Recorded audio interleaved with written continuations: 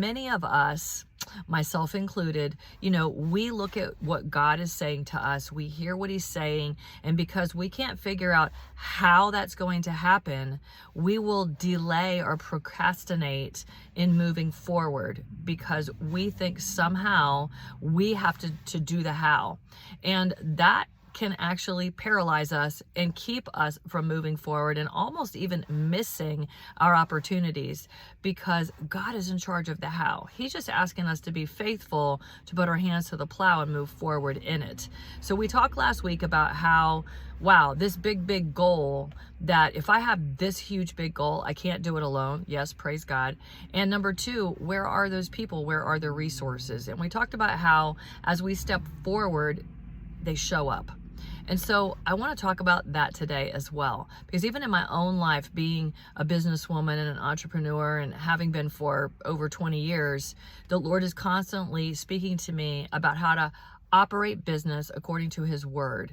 And so I love that we can apply his word to business, to life, to in faith, to everything that we walk through as his kids, right?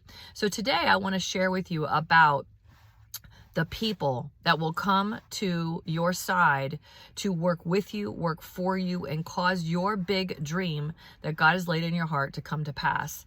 And so 1 Chronicles 28, verses 20 and 21, I believe, is where David says to Solomon a word from the Lord. And now David was told, hey, you're not going to build my house because you've been at war. There's just so much blood on your hands. I'm calling Solomon, your son, to build the temple for me.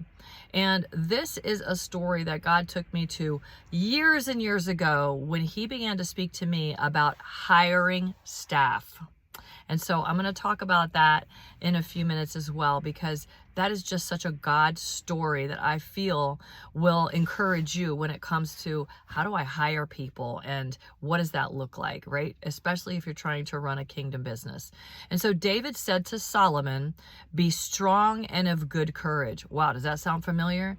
We read that in the book of Joshua all the time, right? Joshua, this amazing warrior, was told repeatedly, be strong and of good courage, right? Because it's daunting. It's scary. A big goal is daunting and scary, but we overcome fear because we know that God is for us. So who can be against us? And if God said it, man, we can trust it and we're going to do it, right?